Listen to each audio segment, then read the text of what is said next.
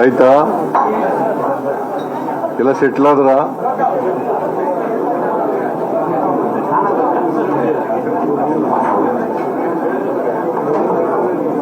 ಎಲ್ಲ ಮೈಕ್ ಇಲ್ವಾ?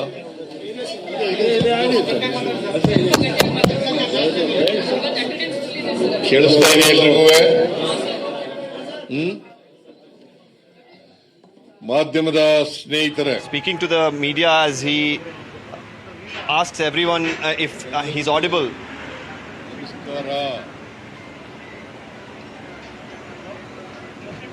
He says hello to each and every media personnel who's in the room.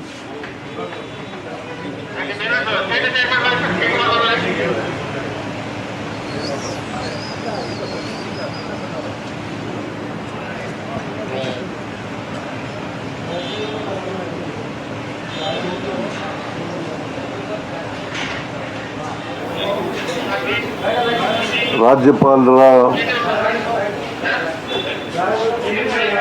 ಭವನದಲ್ಲಿ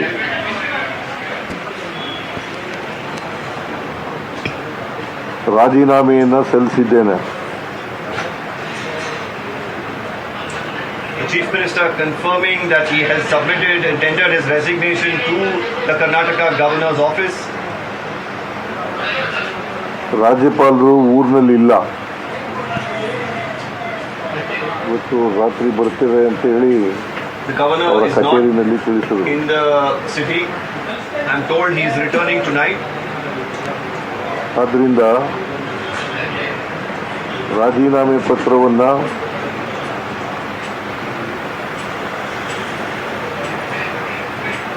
ಅವರ ಕಚೇರಿ, ಅವರ ಕಾರ್ಯದರ್ಶಿ,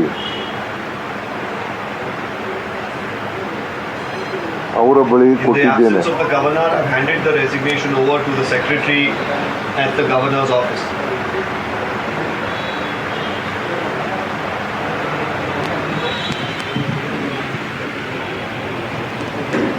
ನಾನು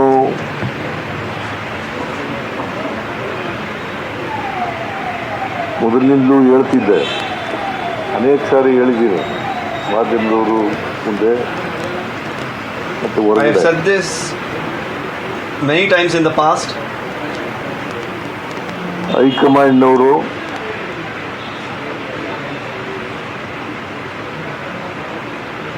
ಯಾವಾಗ ಸೂಚಿಸ್ತಾರೆ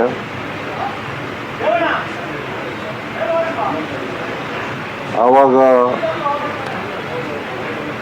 ರಾಜೀನಾಮೆಯನ್ನು ಕೊಡ್ತೇನೆ ಅಂತ ಹೇಳಿದ್ದೆ.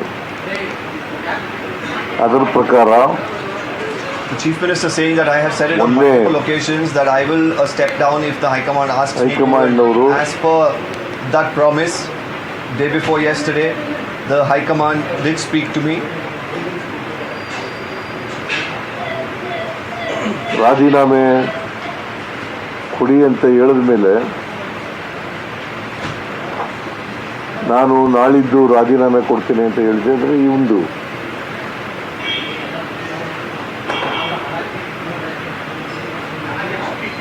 ಹಾಗಾಗಿ ಇವತ್ತು ರಾಜೀನಾಮೆಯನ್ನು ಸಲ್ಲಿಸ್ತಾ ಇದ್ದೇನೆ. I had informed the High Command that I will resign and I have done that today.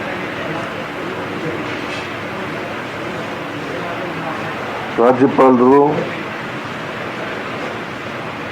ನನ್ನ ರಾಜೀನಾಮೆ ಪತ್ರವನ್ನು ಅವರು ಬಂದ ಮೇಲೆ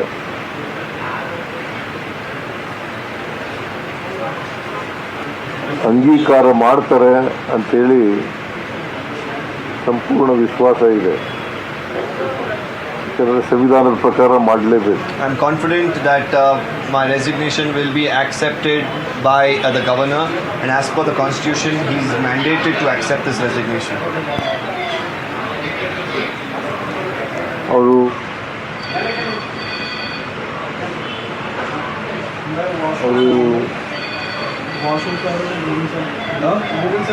ಪ್ರೊಸೀಜರ್ ಏನು ಮಾಡ್ತಾರೋ ಅದು ಅವ್ರಿಗೆ ಬಿಟ್ಟಿದ್ದು.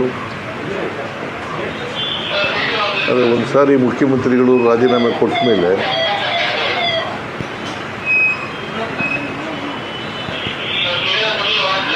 ಅಂಗೀಕಾರ ಮಾಡಿ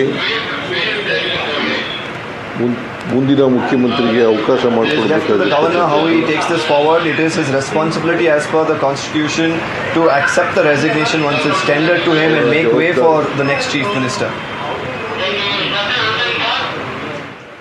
This is his responsibility. ನಮ್ಮ ಪಕ್ಷ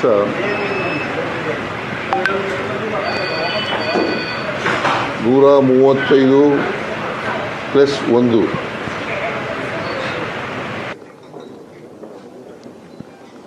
ಸ್ಥಾನಗಳನ್ನು ನಾವು ಪಡೆದಿದ್ದೇವೆ. +1 assembly seat. ಜೊತೆಯಲ್ಲಿ ಇಬ್ಬರು ಇಂಡಿಪೆಂಡೆನ್ಸ್ ಕೂಡ ನಮ್ಮ ಸರ್ಕಾರಕ್ಕೆ ಬೆಂಬಲವನ್ನು ವ್ಯಕ್ತ ಮಾಡಿದ್ದಾರೆ.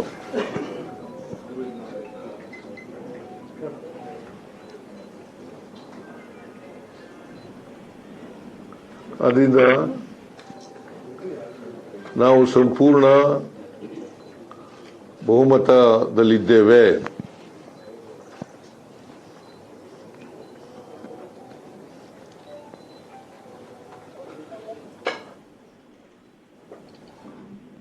ಅದರಿಂದ ಮುಂದಿನ ಮುಖ್ಯಮಂತ್ರಿಗೆ ಅವಕಾಶ ಮಾಡಿಕೊಡಬೇಕಾಗಿರ್ತಕ್ಕಂಥದ್ದು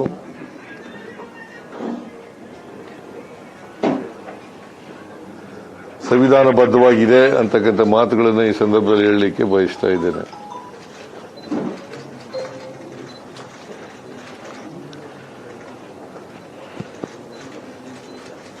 ಕರ್ನಾಟಕದ ಮೇರು ನಟ ರಾಜ್ಕುಮಾರ್ ಅವರು ಅಭಿಮಾನಿ ದೇವರು ಅಂತ ಕರೀತಾ ಇದ್ರು. Kumar used to call his supporters as gods. I am a politician.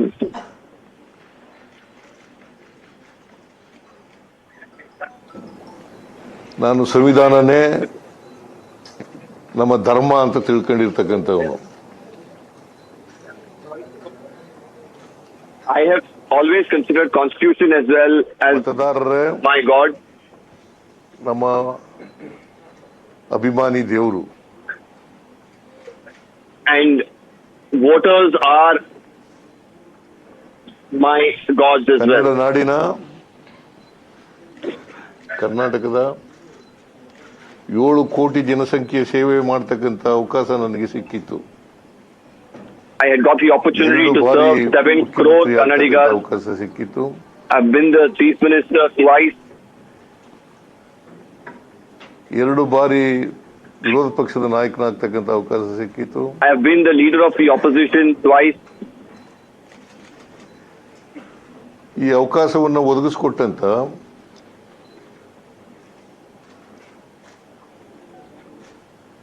Sonia Gandhi ಅವರಿಗೆ, I would like to thank the leadership that gave me these opportunities, Sonia Gandhi, Rahul Gandhi ಅವರಿಗೆ, Rahul Gandhi, ನಮ್ಮ ಅಧ್ಯಕ್ಷರಾದಂಥ our party president, Mallikarjuna Kharge ಅವರಿಗೆ, Mallikarjun Kharge. I thank all of them. ಈ ಸಂದರ್ಭದಲ್ಲಿ ಅಪಾರವಾದಂಥ ಧನ್ಯವಾದಗಳನ್ನು ಅವ್ರಿಗೆ ತಿಳಿಸ್ತಕ್ಕಂಥ ಕೆಲಸವನ್ನು ಮಾಡ್ತೇನೆ. I greatly thank all of them for giving me ನಾನು these ಕಾಂಗ್ರೆಸ್ opportunities. ಸೇರಿದ್ದು 2006. I joined the Congress party way back in 2006.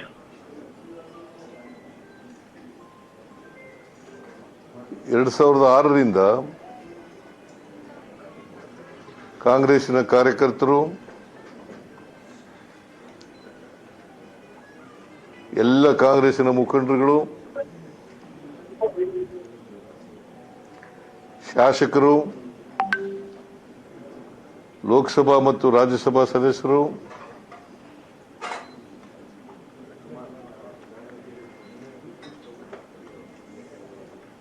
ನನಗೆ ಈ ಸಂದರ್ಭದಲ್ಲಿ ಧನ್ಯವಾದಗಳನ್ನು ಹೇಳಲಿಕ್ಕೆ ಬಯಸ್ತಾ ಇದ್ದೇನೆ. I would like to thank all the party workers, leaders who've supported me from the time I've joined the Congress up until today. ನಾನು 2 ಸಾರಿ ಮುಖ್ಯಮಂತ್ರಿ ಆಗಿರುವಾಗ, When I was the chief minister twice, 2023ರಿಂದ 2018ರವರೆಗೆ, in 2013 to 2015. That was the first time that I became the chief minister. 18ರವರೆಗೆ,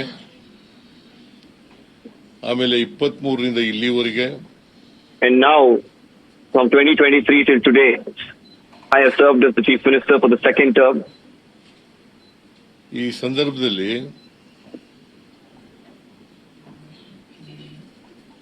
ನನ್ನ ಜೊತೆ ಕೆಲಸ ಮಾಡಿದಂತ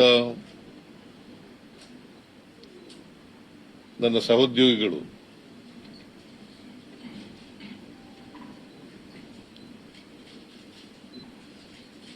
ಅವರು ಎಲ್ಲ ರೀತಿಯಲ್ಲೂ ಕೂಡ ಬೆಂಬಲವನ್ನ,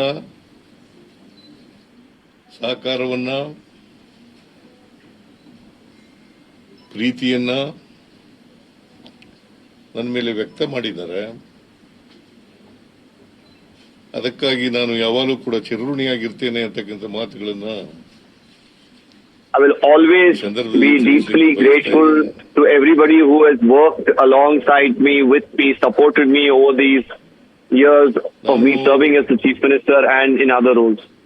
ಹಳ್ಳಿಗಾಡಿನಿಂದ ಬಂದಂತವನು. I am somebody who has come from a rural setup.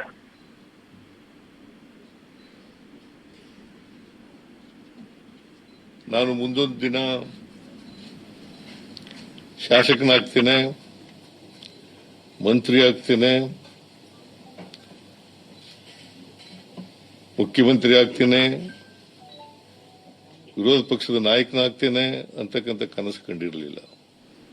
I had never dreamt that I will become an MLA. I had never dreamt that I'll become a minister. I had never dreamt that I'll become a chief minister ever. ನಾನು ರಾಜಕಾರಣಕ್ಕೆ ಬಂದದ್ದು ಆಕಸ್ಮಿಕ.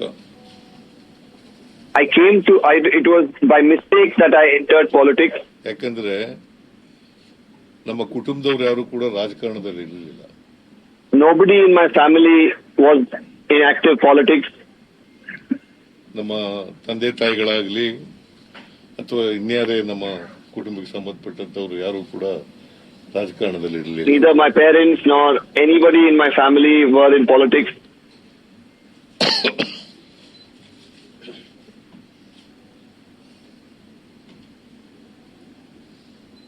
ನಾನು ಮೊದಲಿನಿಂದಲೂ ಕೂಡ ರಾಜಕಾರಣಕ್ಕೆ ಬಂದಂದಿನಿಂದ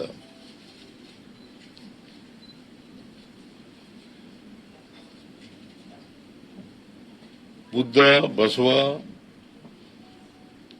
ಬಾಬಾ ಸಾಹೇಬ್ ಅಂಬೇಡ್ಕರ್, ಗಾಂಧೀಜಿ,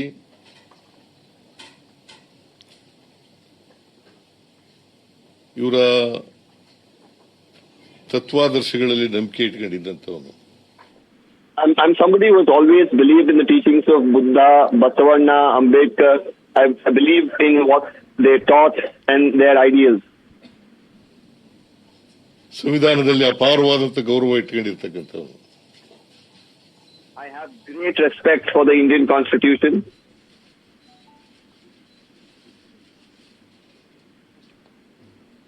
ಎಲ್ಲ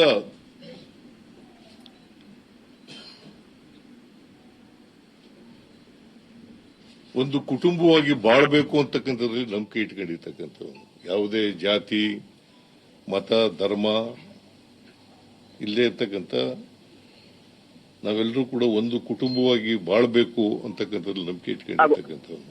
I'm a person who has always believed that we all should live as one family without any differences in terms of caste or community or even creed. ದೇಶದ ಸಂಪತ್ತು, ಅಧಿಕಾರ ಎಲ್ರಿಗೂ ಸಮಾನವಾಗಿ ಹಂಚಿಕೆ ಆಗಬೇಕು ಅಂತಕ್ಕಂಥದ್ರಲ್ಲಿ ನಂಬಿಕೆ ಇಟ್ಕೊಂಡಿರ್ತಕ್ಕಂಥ. I'm also somebody who believes that the nation's wealth and any thing should be equally distributed among everyone. There should be equality in every space. ಬುದ್ಧನ ವಿಚಾರ,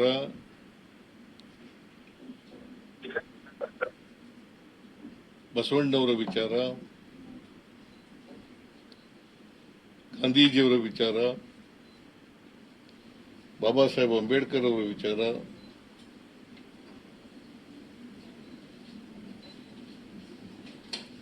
ನಮಗೆ ಆದರ್ಶಪ್ರಾಯ.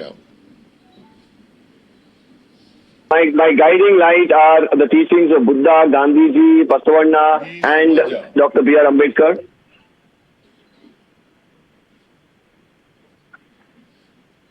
ಕುವೆಂಪು ಅವರು ಹೇಳಿದಂತೆ ಸರ್ವ ಜನಾಂಗದ ಶಾಂತಿಯ ತೋಟ ಆಗಬೇಕು ಅನ್ನೋದ್ರಲ್ಲಿ ನಂಬಿಕೆ ಇಟ್ಕೊಂಡು I'm somebody who has always believed in what Kuempu said, Sarva Janangada Shantiya Tota, that it is a garden of peace with everybody being taken in under the umbrella.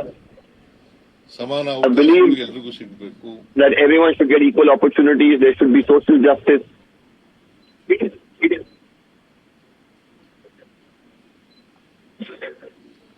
ಸಮಾನ ಅವಕಾಶಗಳು ಇಲ್ಲದೇ ಇರೋದ್ರಿಂದಲೇ ನಮ್ಮ ಸಮಾಜದಲ್ಲಿ ನಾವು ಅಸಮಾನತೆಯನ್ನು ನೋಡಲಿಕ್ಕೆ ಸಾಧ್ಯ ಆಗಿರ್ತಕ್ಕಂಥದ್ದು. We've seen inequality in society and we need to ensure social justice. ತೊಲಗಬೇಕಾದ್ರೆ If inequality has to be abolished and removed, ಎಲ್ರಿಗೂ ಸಮಾನತೆಯ ಅವಕಾಶ ಸಿಕ್ಕಲೇಬೇಕು. everyone should be given equal opportunities. ಅದಕ್ಕಾಗಿ ನಮ್ಮ ಮೊದಲನೇ ಅವಧಿನಲ್ಲಿದ್ದಂಥ ಸರ್ಕಾರ 2013ರಿಂದ 18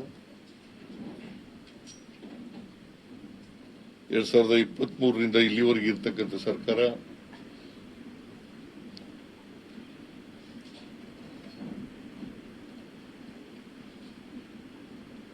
ಸಮಾನ ಅವಕಾಶಗಳು ಸಮಾನತೆ ಬರಲಿಕ್ಕೆ ಪ್ರಯತ್ನಗಳನ್ನು ಮಾಡಿದ್ದೇವೆ. ಮತ್ತೆ ನಾವು ಏನು ಮ್ಯಾನಿಫೆಸ್ಟೋನಲ್ಲಿ ಹೇಳಿದ್ದೋ That is the reason in both the times that I've been the Chief Minister, we've always tried to ensure that we bring in equality. ಭರವಸೆಗಳು If you also look at our manifesto, the promises that we have made are all in line with it.